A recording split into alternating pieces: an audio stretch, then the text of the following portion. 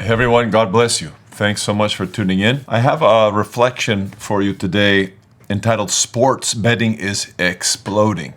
And I'd like to comment on this recent development in our American life of digital and online sports betting, because it's not a small deal at all. But first, I better have a sip of my coffee. Let me start this reflection by making a simple affirmation that any American slightly attuned to the condition of our nation at the moment will understand.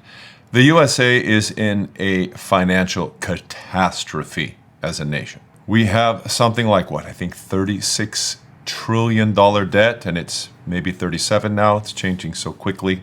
We also, besides being in the greatest amount of corporate debt that we've ever had, national debt, the whole country is gripped right now by the effort of the Trump administration and its Department of Government Efficiency to try to reduce our expenditures and waste. We're trying to just push to try to get to a balanced budget, to actually have remove waste in such a way that we can actually stop further indebting ourselves. We're not trying to actually solve the debt. The first step in solving the debt is actually stopping the disease of overconsumption, the greed that is compelling our nation, nationally and personally, because it's not just a national problem, of course. The national catharsis is a projection of the lack of virtue of its citizenry.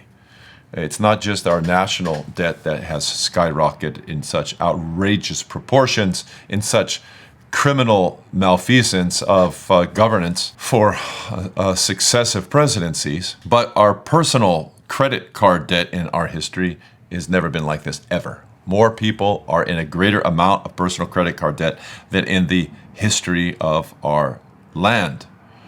This is a crisis of immense proportions that has terrible consequences on the lives of many, many people. Add to that the sorrow of the explosion of sports betting, and we have really a quagmire of financial irresponsibility that simply must stop. 40% of Americans now admit to betting on sports, and we just had the Super Bowl last Sunday, and of all the sports events of the year, the Super Bowl is bet on the most. And I don't mean a little bit bet on.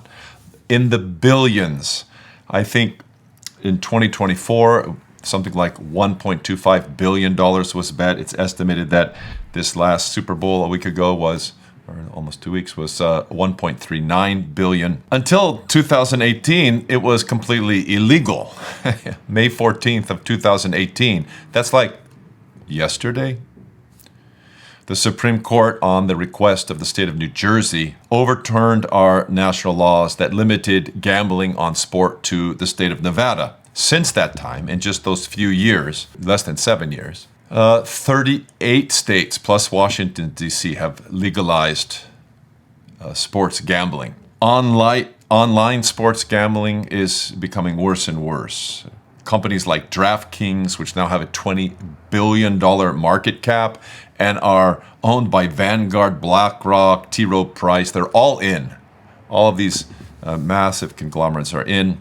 FanDuel, Fox News Corp has something like a 2.5% stake. Disney has billions in ESPN Bet. The NBA, Major League Baseball, they're all, as organizations, are now getting up to their necks in formally supporting and participating in betting. Besides this legalization, which has driven the increase of betting, so, what shall I say, un-American, traditionally un-American, this increase has also been driven by tech, by digital tech, being able to take your phone and make a bet, mobile betting, peer-to-peer gambling. This is all driven gambling out the roof. $7 billion was spent in 2018. This last year, $150 billion. And that's not even addressing the issue of casino multiplication, which has been going on now for some years.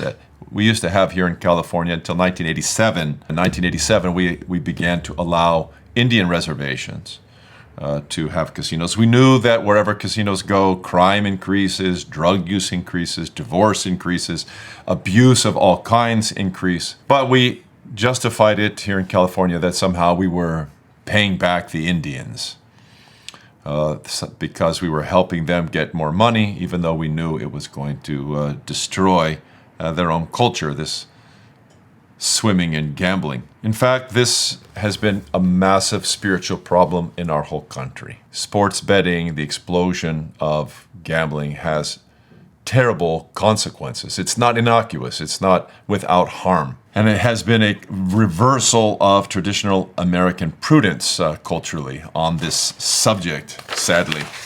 The National Council on Problem Gambling estimates some 5 million Americans are compulsive gamblers. Living beyond one's means, which is the huge temptation for people who have compulsive gambling problems, is a form of greed. And the scriptures teach us that debt is a form of slavery. And gambling, as a fact, affects the poor more than anyone else. It stokes the passion of the love of money, which is a form of, produces unbelievable evils.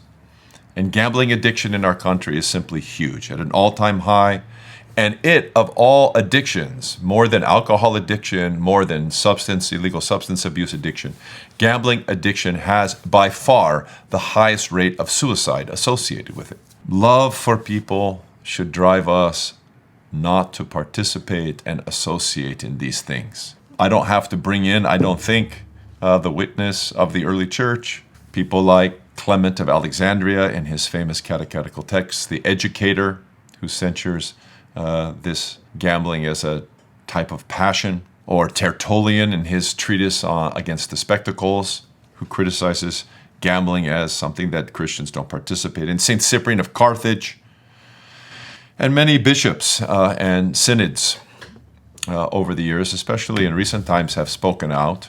I know that here in America, the late Metropolitan Maximus of Pittsburgh had a policy that any priest who allowed any forms of gambling as fundraisers in their parishes would lose his year's vacation, would be taken away from him. And any parish council chairman who endorsed and supported such a thing would be removed.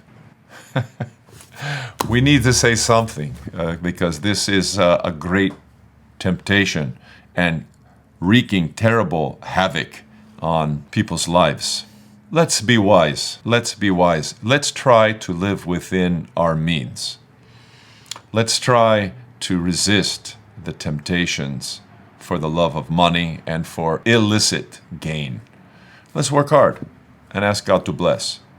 And may the Lord help everyone who's so tempted by gambling, especially those who are suffering addictions. May the Lord give them freedom and keep you safe.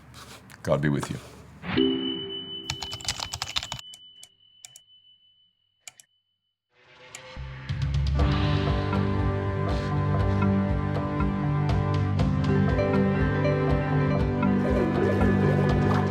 A blessed Lord's Day to all of you, brothers and sisters. For November 17th, on which we commemorate Saint Gregory of Tours. As we begin this new course in the St. John Chrysostom Catechetical School. Now available on both Apple and Google Play stores.